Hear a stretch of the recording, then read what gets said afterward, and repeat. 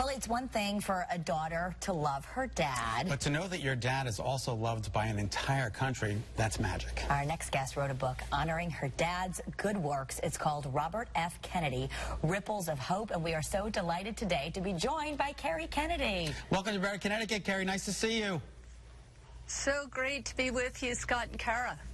We are happy to have you. And, you know, when you talk, there's so much talk now about the assassination and being 50 years later. But I want to go back to when you were a little girl. I got to imagine you're, what, 9 or 10 years old when this happened? And what that would be like for you to grow up and even just try to absorb the magnitude of the work or who your dad was to so many people?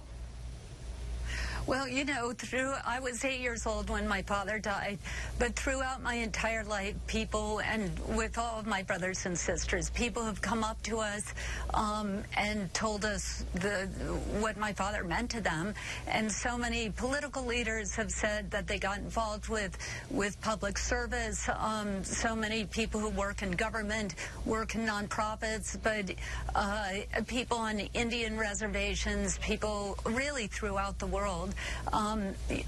Earlier this week, I was speaking to somebody who runs an art gallery, and she said, I got involved in art because of your father. So I really wanted to write a book exploring that notion of what is it about my father that appealed to such a wide range of people, from Harry Belafonte and Tony Bennett to Barack Obama, Bill Clinton, to Bono, George Clooney, Tim Cook, Howard Schultz from Starbucks, Gloria Steinem, the great feminist leader. What was it about this man that appealed to all these people?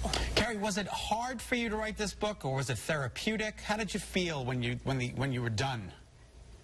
Well, I just had a lot of fun doing it. You know, Hillary Clinton famously said, I'm like a Rorschach test. When you ask about me, you learn more about the person than you learn about me.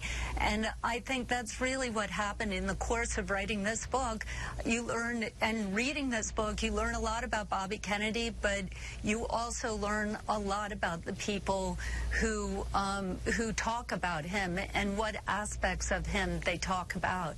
You know, it's somebody like George Clooney, who said that he was an 8-year-old boy living in Cincinnati, and his father said, well, what do you think you should do in response? And George, sort of as a good Catholic, said, well, maybe I should give something up like we do for Lent. And his father said, okay, well, like what? And he said, well, I guess I could give up my guns. And George was thinking, you know, for a day, I love playing Cowboys and Indians, my favorite game, so maybe for a day. And his father was on the air on a TV show like yours and went on the air the next day and said, my son George is giving up his guns forever. and then his teachers brought him up into the front of the classroom and said, George is giving up guns forever. And then he'd go to the grocery store and people would come over and say, oh, I'm so proud of you, George. And he was just, you know, so filled with guilt about not wanting to give up his guns. And he said that's what drives him to his social justice work to this day. Yeah.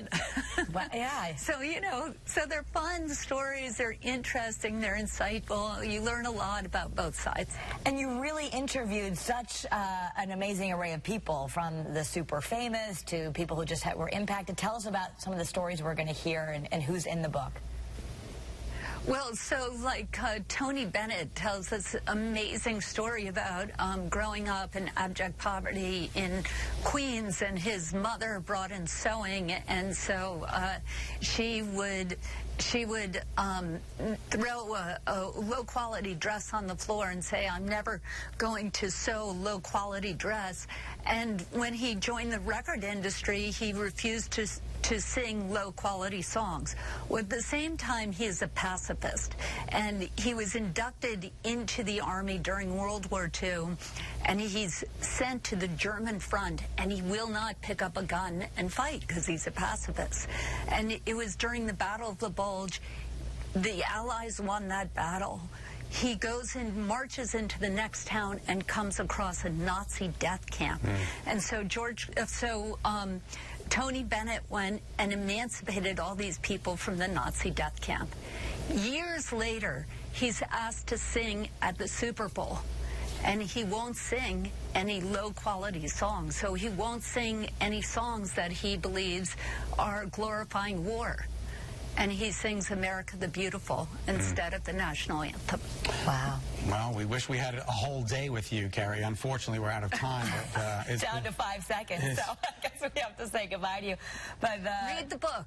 Here's the message. Read the book, Ripples of Hope. Robert F. Kennedy, Ripples of Hope. Great. Thank you so much for spending some time with us. Thank you, Kerry.